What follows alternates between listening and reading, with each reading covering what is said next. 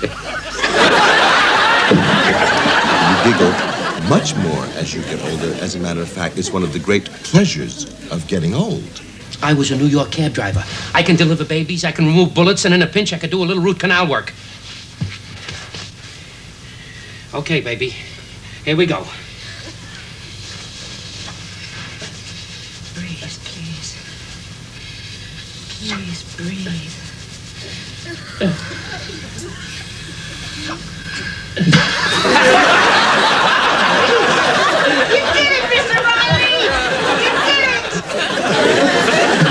Why are you laughing? You're still going to have to do that thing again and get it right. It's done perfectly here with Peter Sellers in the elevator scene.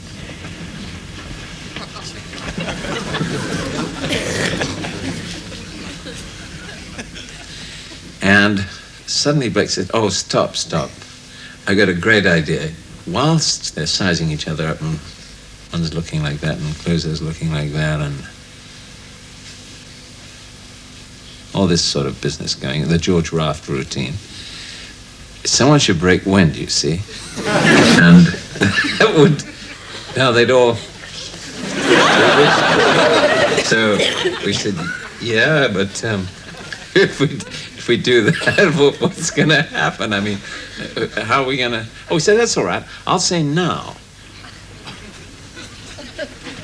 Now.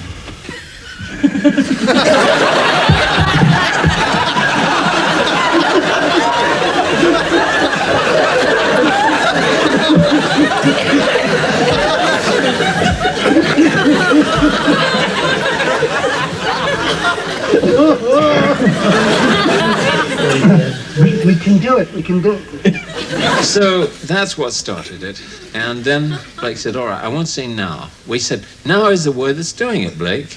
Now is causing the trouble. So he said, all right, okay, I'll make a noise. How's that?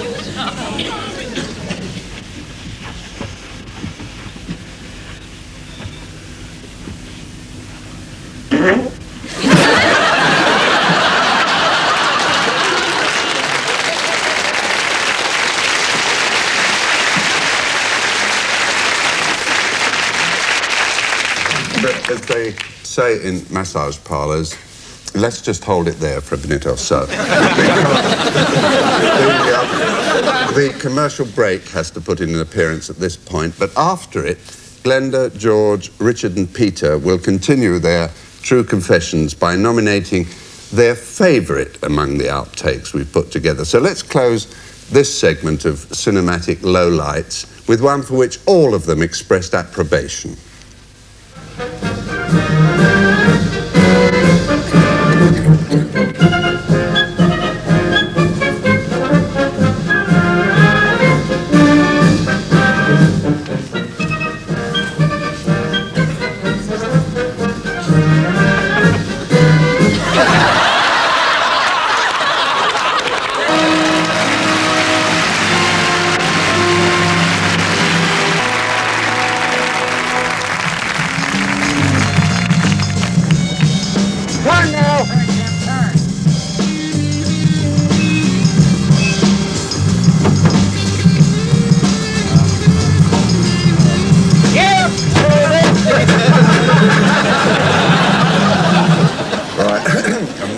Understandable peak from Cannon, or as is sometimes known, the amazing bulk.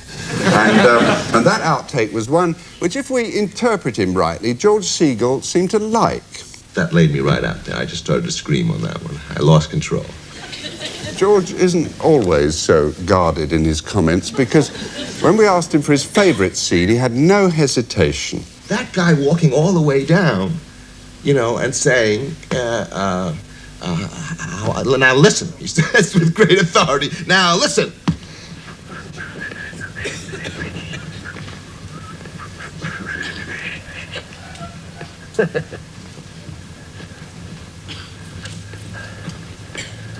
Okay. Now listen. I forgot what I was going to say. And the walk was so great, and the animals spread before him, and it was so beautiful. I mean, the director's got to put a gun to his head after a thing like that. Well, can't you cut in? No, I need the whole thing. I need you to say that. Now listen, and then you have to say the next part. Well, what about the sheep? I know, they were beautiful. Those chaps falling at the back of that wagon is hysterical.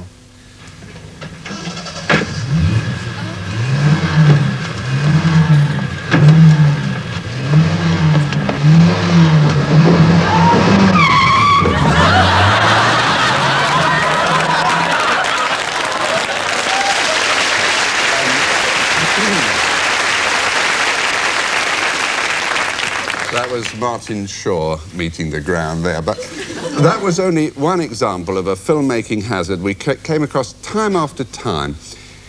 It could be expressed as put not your trust in mechanically propelled vehicles, a commandment that would seem to cover every form of vehicle, up to and including the invention of an electronic radio-controlled self-activating golf cart.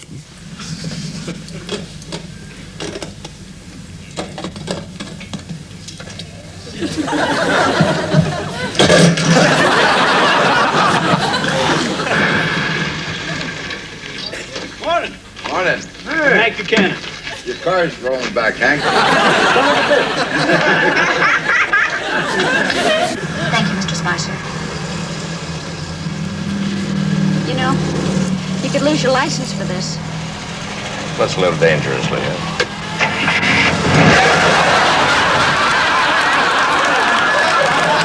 Flying a cheap air reward locally. Well, that must be quite a challenge. Sure it is. Good luck to you.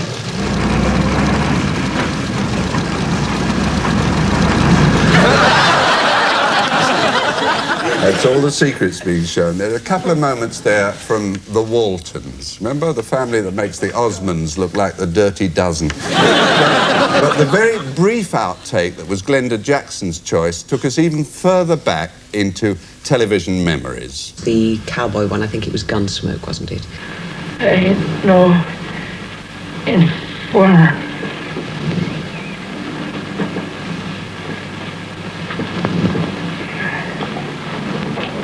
Got it. It's those inanimate objects again. Don't know if that makes any sense to me. Well, I think my leaving will do us both a lot of good. We're like star-crossed lovers, and we best put some distance between us.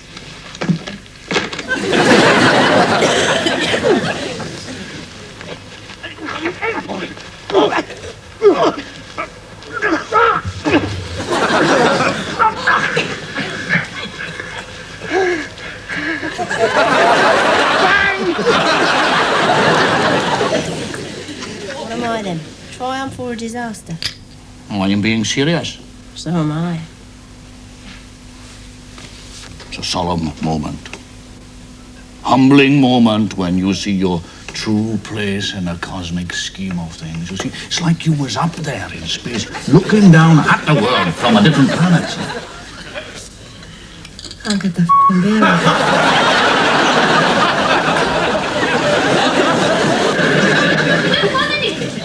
No, not unless you absolutely force me. That's Mabel Lambert, our biology teacher. Very pleased to Mrs. meet P. you. Hello. Don't let me interrupt. Oh, don't give me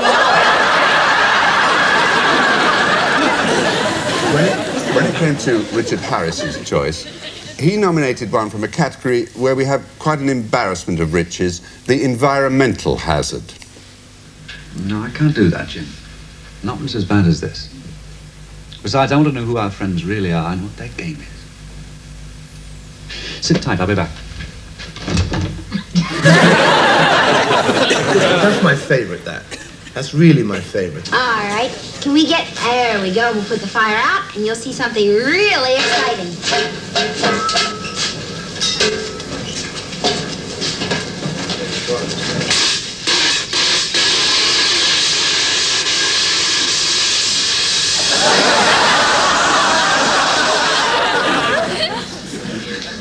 I think we're having a little bit of trouble with the fire extinguisher.